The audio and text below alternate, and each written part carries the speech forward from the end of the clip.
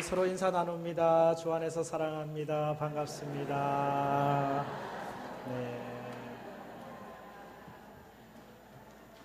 네, 오늘은 우리 교회가 어버이 주일로 이렇게 함께 하고 있습니다. 우리 아버지의 마음, 어머님의 마음을 우리가 얼마나 잘 알고 있을까 스스로에게도 질문을 해보게 되는데, 지난달 21일에 우리 인터넷에 유튜브라고 하는 공간에 동영상이 하나가 이렇게 발표가 된 게 있어요. 우리 가장 아버지들의 지키고 싶은 꿈이라고 하는 제목으로 주어졌는데, 이 영상은 작년 12월 18일 어느 예술고등학교에서 수능시험 다 마친 고3 학생들을 대상으로 꿈에 대한 이야기를 하면서 만든 그런 영상입니다. 여러분이 정말 죽기 전에 꼭 해보고 싶은 꿈이 뭡니까? 그걸 적게 하는 거죠. 버킷리스트라고 하는 꿈을 적게 하고, 그 다음에는 자, 이제 우리의 삶이 1년밖에 남지 않았다면 여러분은 꿈을 선택하겠습니까? 아니면 돈 5억을 선택하겠습니까? 그 질문을 던져요. 그래 아이들이 이제 거기에 대해 대답을 하거든요. 그리고 난 다음에 그 아이들의 아버지하고 인터뷰한 내용이 나와요. 아버지들은 꿈이 뭐고 아버지들은 과연 무엇을 선택했을까? 한번 영상으로 잠깐 먼저 보고 그 다음 계속 말씀을 이어가겠습니다.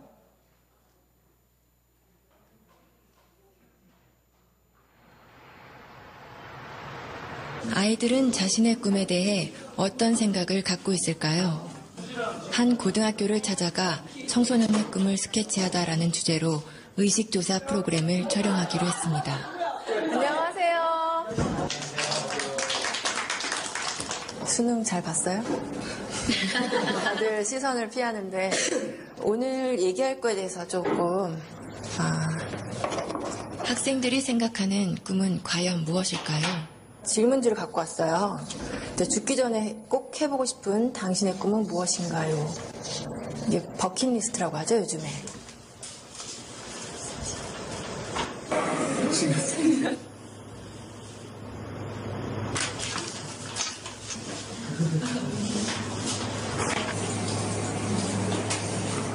학교 운동장에 농사 짓기? 이런 것도 있네요. 여기서 우리는 두 번째 질문을 해보았습니다. 앞으로 살 날이 1년밖에 남지 않았다면 당신의 꿈을 이루는 것과 5억 원이라는 돈을 선택하는 것 중에 어떤 걸 선택할 것 같아요? 꿈이요. 제 이름을 세상에 알리고 죽는 게 의미 있다고 생각합니다. 꿈을 이뤄서 5억보다 더 많은 돈을 벌면 돼요. 나 1년밖에 안 남았는데 끝까지 해야죠. 롤스로이스 타고 싶어요. 제가 먹고 싶은 치킨 먹고 튀기면서 살 거예요. 꿈은 솔직히 5억보다 더 큰 가치가 있다고 생각해요. 잠시만요.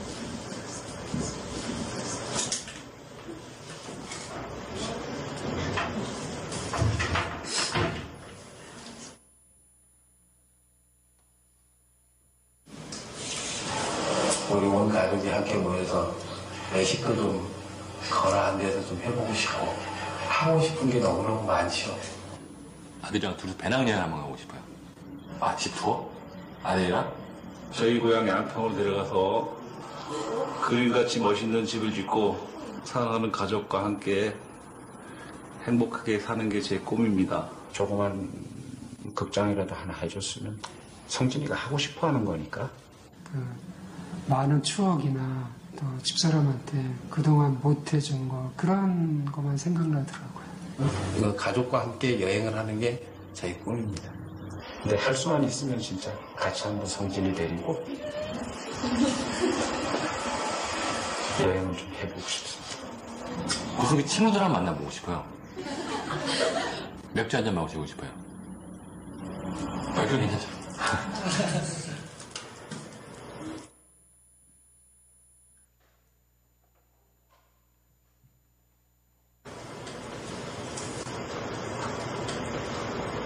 그러니까 제가 하고 싶은 걸 포기하고 5억을 선택하느냐? 지금 같으면 5억을 선택하겠습니다. 결론적으로 돈을 선택해서 주는 게 좋겠죠, 뭐나. 그건 당연히 5억은 가족을 위해서 선택하겠죠. 그 아버님이 좀 장병에 돌아가셨거든요. 고통을 좀 많이 받죠. 금전적인 고통을 많이 받았어요, 식구들이. 제가 한번 아파보니까 주변은 다 피해갔고 가족이 제일 중요하더라고요. 제가 앞으로 한번 일을 더 한다고 해서 현실적으로 5억을 벌어놓고 성빈이한테 기여를 하고 간다는 보장이 있겠습니까? 5억을 선택하면 남겨진 가족들한테는 도움이 될 수 있으니까 저가 하고 싶은 일을 포기할 수 있죠. 그거를 대가로 한다면. 구체적인 얘기를 한다면 아들이 이제 뭐 자기가 생활하는데 뭐 사회생활하는데 기초자금이라도 뭐 될 수 있었으면 좋겠고. 저뿐만 아니라 모든 부모들이 똑같은 생각을 갖고 있을 것 같은데요. 그렇죠. 저는 아빠고 가장이니까. 아버지들의 꿈은 아이들의 꿈과는 조금 달랐습니다. 자신의 꿈보다 가족을 가장 먼저, 가장 많이 생각하는 가장이라는 이름의 아버지. 아빠, 사랑해요. 그 곁에 항상 함께하겠습니다. 사랑해요. 아빠 사랑해요. 아빠, 사랑해.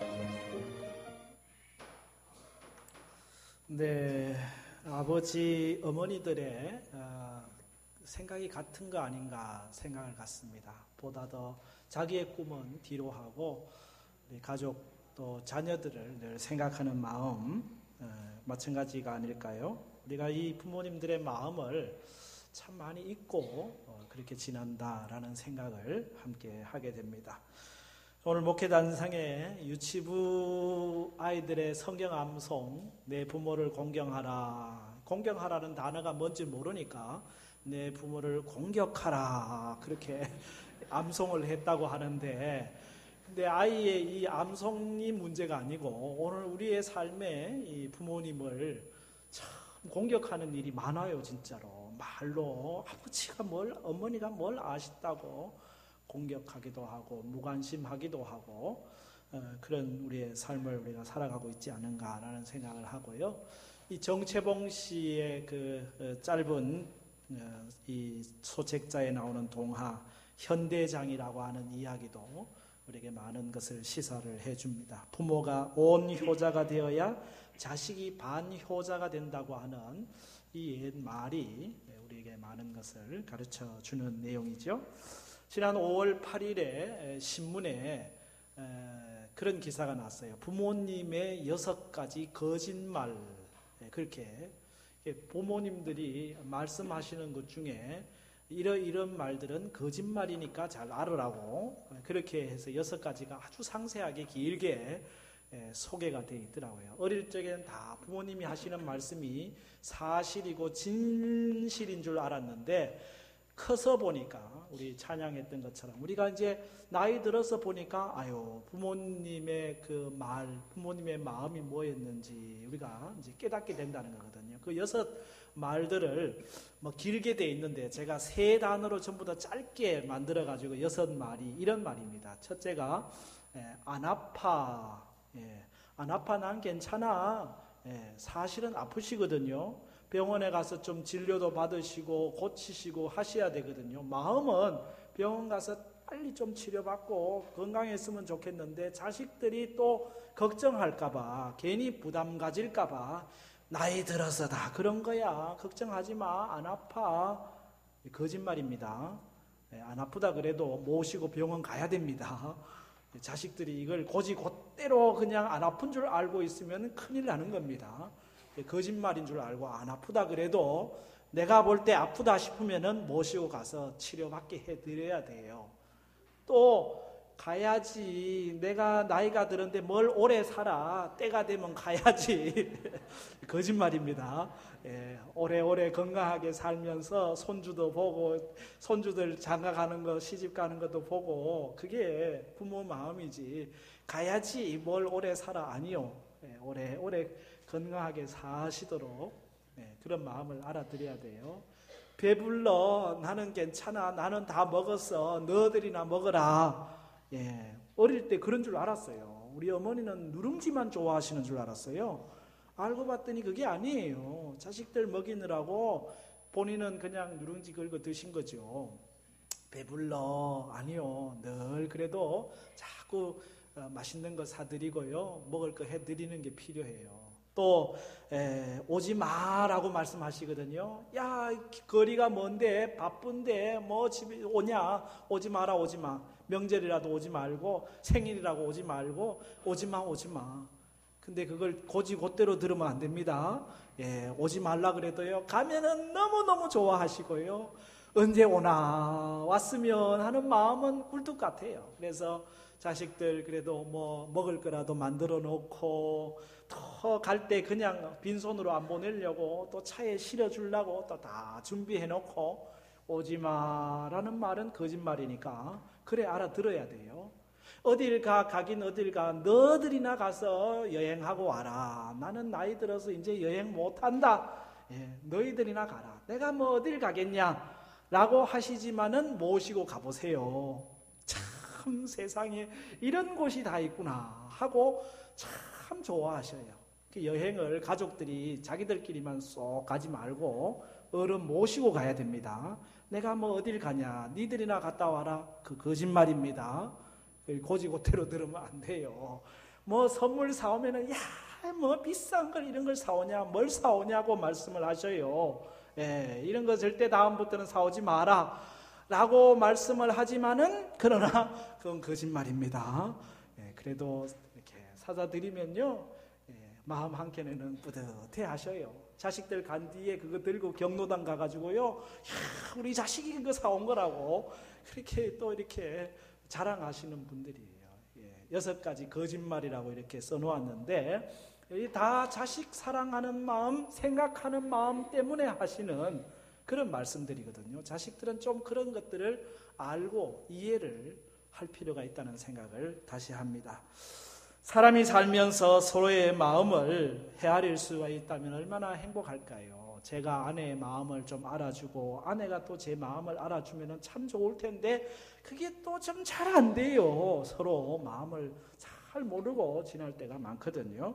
부모 자식이 살면서 서로의 마음을 읽을 수 있다면 참 축복이잖아요. 글도 잘 읽고 외국어도 잘 읽는데, 가까운 부모님의 마음, 자녀들의 마음 서로 잘 읽지 못해서 그렇게 참 안타까운 일들이 많아요. 가정사역을 하시는 우리 송기론 목사님, 우리 교회도 한번 오셔서 말씀을 전하신 적이 있는데, 이 목사님의 글 중에는 그런 글이 있어요. 나와 아내는 달라도 너무 다르다. 그러면서 자기는 오른손을 쓰는데 아내는 늘 왼손잡이래요. 자기는 아침 일찍 일어나가지고 뭐 이렇게 부지런하게 일을 하는데, 아내는 밤이 맞도록 안 잔대요. 이걸 다시 말하면 자기는 종달새형이고, 아내는 불 끄고 자자 그러면 아이 저저녁인데 뭐 벌써 자냐고 먼저 자라고, 그리고는 일을 하고, 올빼미형이라 서로 또 잘 안 맞아요. 송모사님은 컵을 하나 써도 이거 컵 하나 마시고는 바로 씻어가지고 이렇게 갖다 놓는데, 이 아내는 찬장에 있는 그릇이 다 나올 때까지 그냥 다 쓰고 그 다음에 설거지해가지고 올려놓는다는 거예요. 그러니 참 안 맞아도 이렇게 안 맞나요? 미리미리 준비하는 스타일이 송 목사님인데, 이 아내는 갈 때 돼가지고 막 화장한다고 막 찍어 바르고 기다리라고 자꾸 그러니까, 아니 좀 일찍 준비하면 좋을 텐데 왜 다 돼가지고 그러냐고. 어느 날은 집이 보니까 엉망진창이에요. 정리정돈 하나도 안 돼 있고, 그래가지고 막 하가 올라와가지고 이 송 목사님이 성경책을 들고 오더니 하는 말이, 성경책을 읽기는 읽냐고, 부활하신 예수님이 부활해서 제일 처음 한 게 뭔 줄 아냐고. 제자들이 예수님 부활하신 무덤을 가보니까 거기에 예수님을 쌌던 세마포가 개켜 있더라. 그 바쁜 와중에 예수님은 자기를 쌌던 세마포 다 개놓고 가셨다. 그렇게 부활을 믿긴 믿느냐고. 부활하신 예수님도 다 이렇게 정리정돈을 잘하는데 좀 정리정돈을 잘해야 될 거 아니냐고 호통을 쳤대요. 그런데 마음속에서 하나님의 세미한 음성이 들려오는데 무슨 음성이 들려오느냐? 잘하는 네가 해라 이놈아. 잘하는 네가 해라 이놈아. 안 되니까 붙여놓은 거 아니냐. 안 되니까 붙여놓은 거 아니냐. 그 말씀이 또 들리더래요. 그래가지고 아이고 그렇군요. 우리 생각으로 남을 재단하고 그냥 우리 생각만 먼저 할 때가 참 많잖아요. 부부싸움이 뭐 큰 데서 시작하지 않더라고요. 항상 치약을 밑에서부터 짜느냐 가운데서 짜느냐.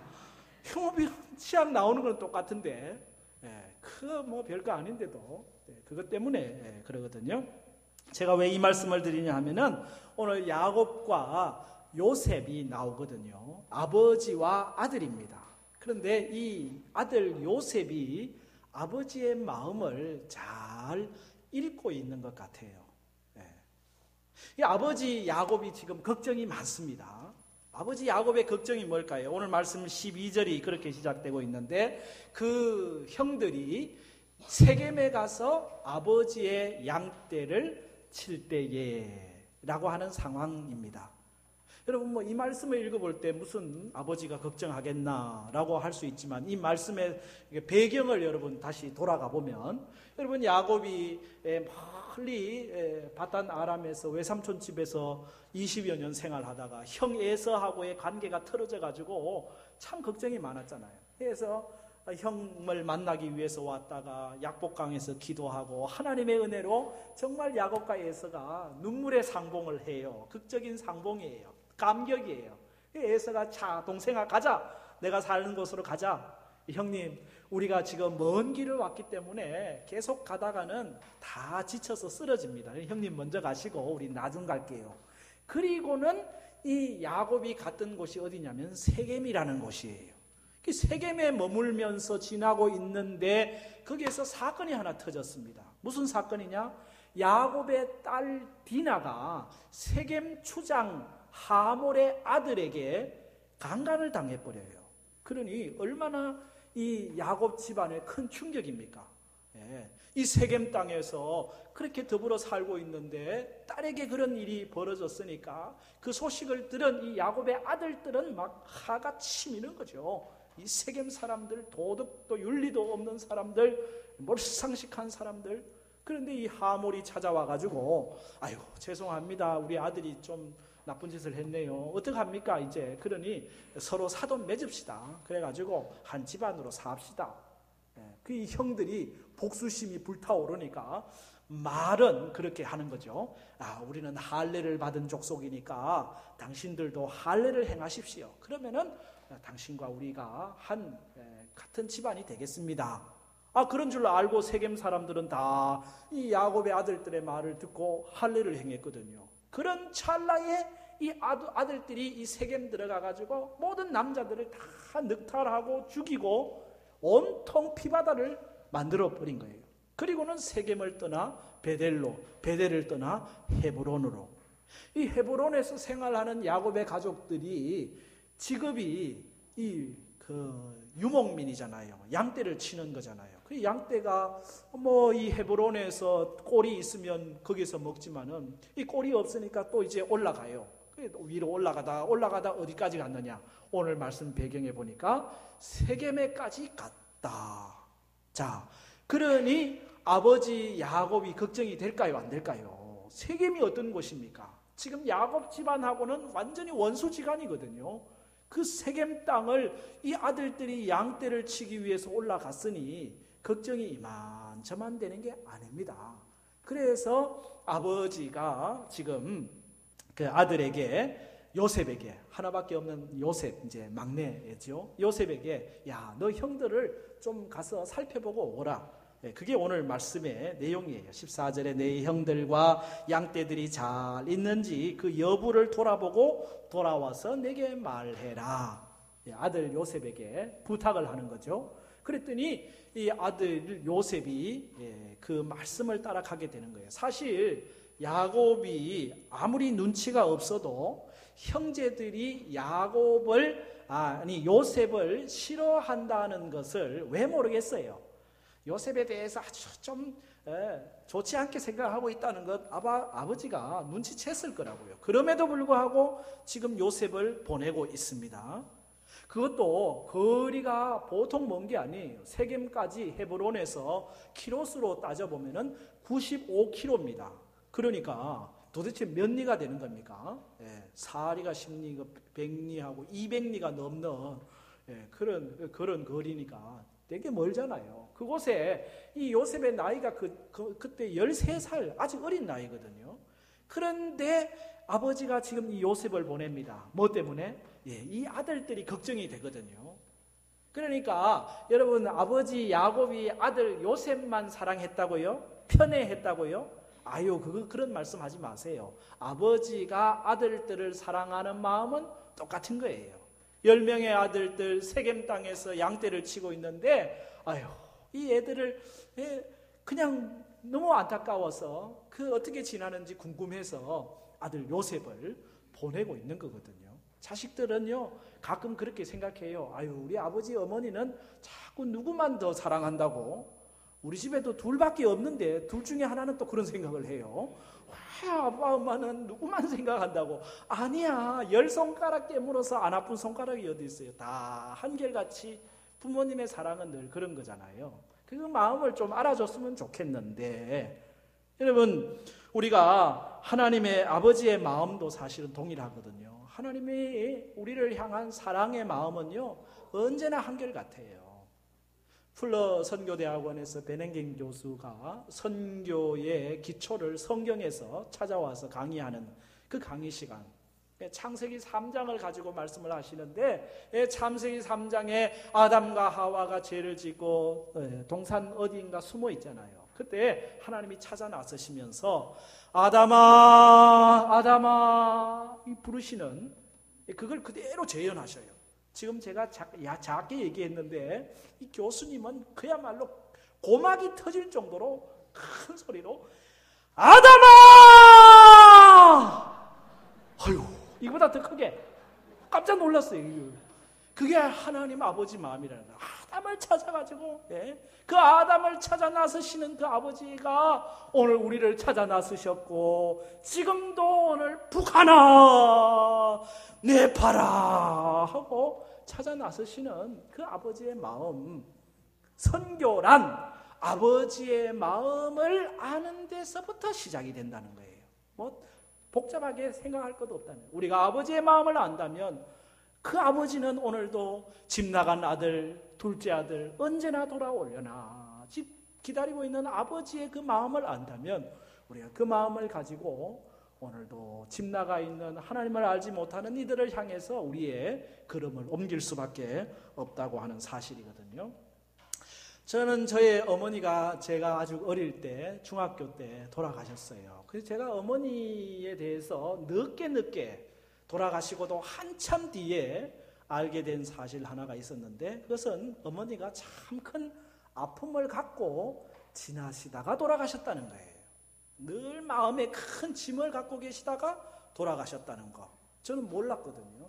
언제 알게 됐냐면은 제 막내 동생이 이제 아주 어릴 때 3개월, 8개월 요때 이제 미국에 입양을 보냈잖아요. 그 입양 보내고 처음에는 좀 크리스마스 카드도 오고 소식이 오다가, 그리고는 이제 소식이 끊겼어요. 오랫동안 소식이 전해지지 않았어요. 제가 이게 좀 지금쯤 한번 소식을 나눠보면 좋겠다. 미국에 있을 때 수소문 해가지고 찾아서 만나게 됐죠. 또 가서 이야기 나누고 서로 같이 이렇게 밥도 먹고, 그리고 이제 그 다음에 저희 아버님도 모시고 가서 이제 거기 가서 가족들도 같이 만나는 그런 일들도 있었습니다. 나중에 들어보니까 저희 아버님이 하시는 말씀이, 우리 막내 그 여동생을 입양 보내고 어머니가 매일같이 울면서 지나셨다는 거예요. 사실 보내실 마음이 있었던 거 아니거든요. 근데 우리 아버님이 이게 참 어떻게 하여튼 본인의 신앙이라고 하시는데 그 얘기를 들어보면은 좀 안타까운 이야기지만은 그래 보내놓으니까 늘 마음에 그게 짐이 돼가지고 그게 눈물이 됐다는 거예요. 어쩌면 그것이 우리 어머니가 일찍 돌아가게 되는 이유가 됐을 수도 있겠다, 이제 그런 생각을 해보게 되는데, 참 평생 그렇게 눈물을 짓다가 그렇게 돌아가셨거든요. 그런 생각을 합니다. 여러분, 오늘 우리 부모님들이 무엇 때문에 눈물을 흘리고 계시는가, 좀 그걸 좀 우리가 살필 수 있어야 되지 않는가라는 생각을 하는 거죠. 요셉은 그런 점에서 아버지의 마음을 정확하게 알았습니다. 아버지 마음을 알았어요. 아버지 걱정하고 계시는구나, 아버지가 염려하고 계시는구나, 형들이 세겜까지 가 있으니까 어떤가 궁금해하고 계시는구나. 그래서 이 아들이 아버지의 말을 듣고는 아버지에게 말을 하기를 13절 말미에 내가 그리하겠나이다. 예, 아버지 마음을 알겠습니다. 제가 아버지 말씀대로 가겠습니다. 아버지의 마음을 읽을 줄 아는 아들, 효자 아닐까요? 뭐 여러 가지 위험이 사실 도사리고 있거든요. 우선 길이 멀고 세겜이라고 하는 곳도 사실 위험한 곳이고, 형들이 자기를 좋아하지 않는다고 하는 거, 아버지가 있을 때는 형들이 나한테 괜찮이 하다가 아버지만 없으면 언제나 꿀밤 주고 구박하고 그러는 형들의 모습을 요셉이 왜 모르겠어요. 그럼에도 불구하고 요셉이 아버지를 위해서 길을 떠납니다. 성서학자들은 이 요셉의 모습과 예수님의 모습을 이렇게 비유하면서 가장 구약에서 예수님을 닮은 사람이 누구냐? 요셉이다, 그렇게 얘기를 해요. 그도 그럴 것이, 요셉이 아버지의 사랑을 많이 받잖아요. 예수님도 아버지 사랑 많이 받잖아요. 요셉이 아버지에게 의해서 보냄을 받잖아요. 예수님도 하나님에 의해서 보냄을 받잖아요. 형들에게 미움을, 시기를 당하잖아요. 웅덩이에 빠지고 팔려지잖아요. 예수님도 세상 사람들에 의해서 고난을 당하시고 팔려지잖아요. 그리고 많은 고난을 겪어요. 그런데 거기에서 끝나지 않고 그 고난 중에서 다시 요셉이 존귀한 자리에 오르는 것처럼 예수님도 십자가 위에서 다시 부활의 감격을 누리게 되고, 요셉이 형들을 용서한 것처럼 예수님도 십자가 위에서 사람들에게 용서를 말씀하여 주셨고, 요셉이 존귀하게 되어 많은 사람들이 경배하는 대상이 된 것처럼 예수님도 많은 사람들이 예수의 이름 앞에 무릎 꿇게 하신 그런 점에서 예수님과 요셉이 참 닮았다, 그렇게 비유해요. 그런데 여기서 우리가 한 가지 더 생각할 것은, 아버지의 마음을 읽고 묵묵히 순종했다고 하는 점에서 요셉과 예수님은 닮았어요. 요셉이 예수님 아버지의 마음을 읽고 순종한 것처럼 예수님도 하나님 아버지의 마음을 읽고 순종하신 그런 예수님이시잖아요. 왜 예수님이 이 땅에 오셨는가? 왜 예수님이 십자가에 죽으셨는가? 하나님 아버지의 마음이 온 인류를 구원하시려는 그 마음이고 그 사랑이기 때문에, 요한복음 14장 31절에 예수님의 이 말씀이 있는데 함께 읽겠습니다. 오직 내가 아버지를 사랑하는 것과 아버지께서 명하신 대로 행하는 것을 세상이 알게 하려 함이로라. 아멘. 하나님이 내가 아버지를 사랑하는 것, 아버지께서 명하신 대로 내가 하는 것을 세상 사람들이 알았으면 좋겠다. 내가 아버지 안에 있고 아버지가 내 안에 있다. 예수님은 언제나 아버지를 생각하는 거예요. 아버지 마음을 읽고 아버지가 내 안에 계시고 내가 아버지 안에 있고, 이것을 오늘 우리 동양의 윤리로 가져오면은 삼강오륜에 나오는 부자유친이죠. 아버지와 아들 사이에 친함이 있다. 거짓 없는 친함. 아버지가 아들 안에, 아들이 아버지 안에 있는, 이것이 진정한 예수님의 능력이 되는 거죠. 효경에 그런 표현이 있습니다. 어버이를 사랑하는 사람은 남을 미워하지 못하고 어버이를 공경하는 사람은 남에게 교만할 수 없다. 그 이웃을 사랑하는 것요, 남에게 겸손하는 거요, 어디에서 출발하느냐? 어버이 사랑하는 데서 나온다. 그게 효경의 글귀인데 그게 예수님에게서 맞잖아요. 예수님의 이웃을 사랑하라고 말씀하시고, 아니 원수까지도 사랑하라고 말씀하시는데 그 출발이 어딘가 보면은 예수님이 하나님 아버지를 사랑하는 마음, 그 사랑에서부터 출발이 돼가지고 이웃을 향한 사랑으로 원수까지도 사랑하는 사랑으로 연결되고 있다는 거죠. 첫사람 아담의 불효를 통해서 죄와 사망이 이 땅에 들어왔다면 둘째 아담이신 예수님의 효도를 통해서 아버지 하나님에 대한 순종을 통해서 이 땅에 생명과 구원이 온 것이라고 하겠습니다. 여러분, 우리 안에 예수님이 가졌던 아버지의 마음을 읽는 그 은혜가 여러분 우리에게도 있기를 바랍니다. 예수님이 하나님의 마음을 그대로 이루어 드렸듯이 오늘 우리도 하나님 아버지 마음 그대로 읽고 우리 부모님의 마음을 좀 더 깊이 읽을 수 있는 그런 어버이 주일이 되기를 축복합니다. 마음을 읽는 데서 끝나지 않고 그 어머님의 마음을 좀 아버님의 마음을 시원하게 해드려야 되겠다. 순종하는 거죠. 순종도 그냥 순종이 아니고 적극적인 순종을 하는 거예요. 여러분, 순종도 두 가지 종류가 있거든요. 피동적인 순종이 있고요, 적극적인 순종이 있어요. 마지 못해 하는 순종이 있고요, 꼭 해야 되겠다 해서 하는 순종이 있어요. 이 요셉이요, 세겜까지 올라갔어요. 세겜에 올라가서 형들을 찾아 사방을 두루두루 살핍니다.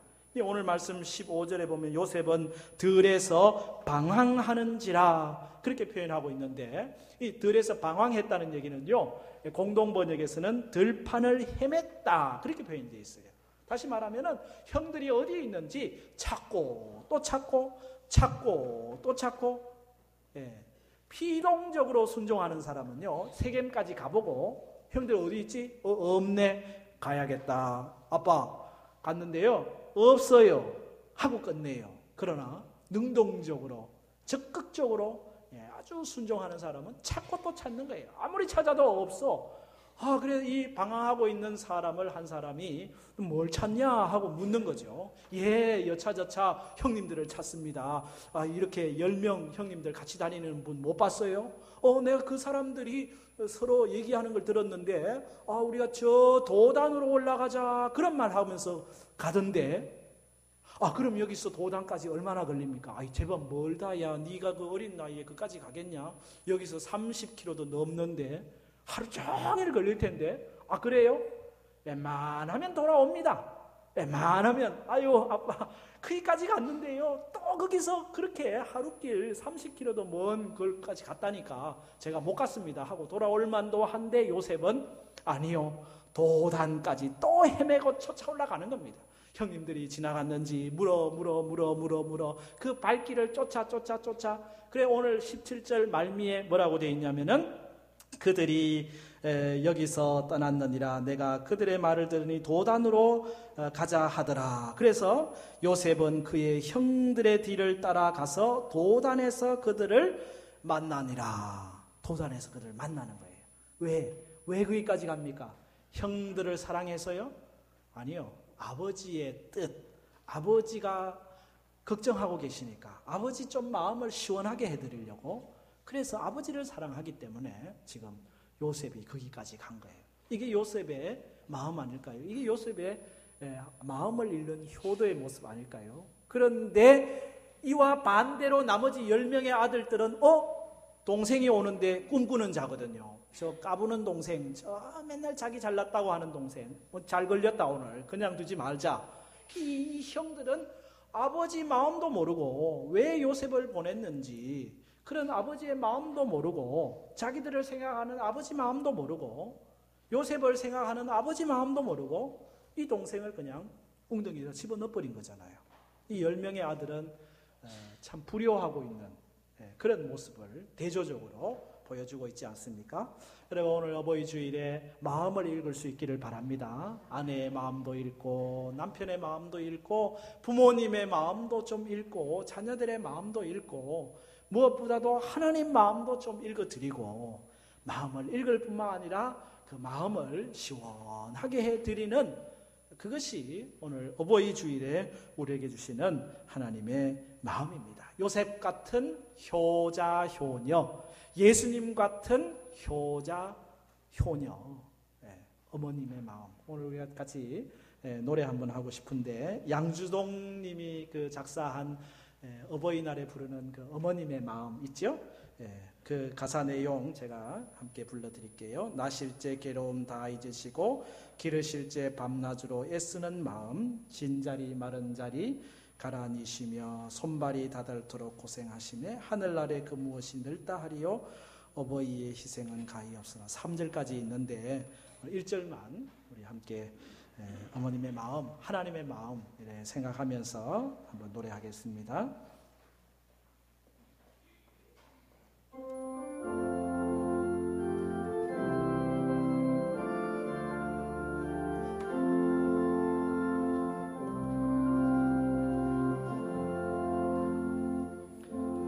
나실제 괴로움 다 잊으시고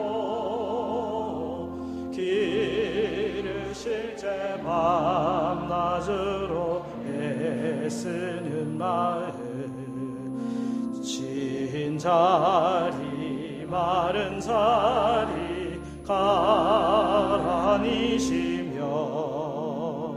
손발이 다닳도록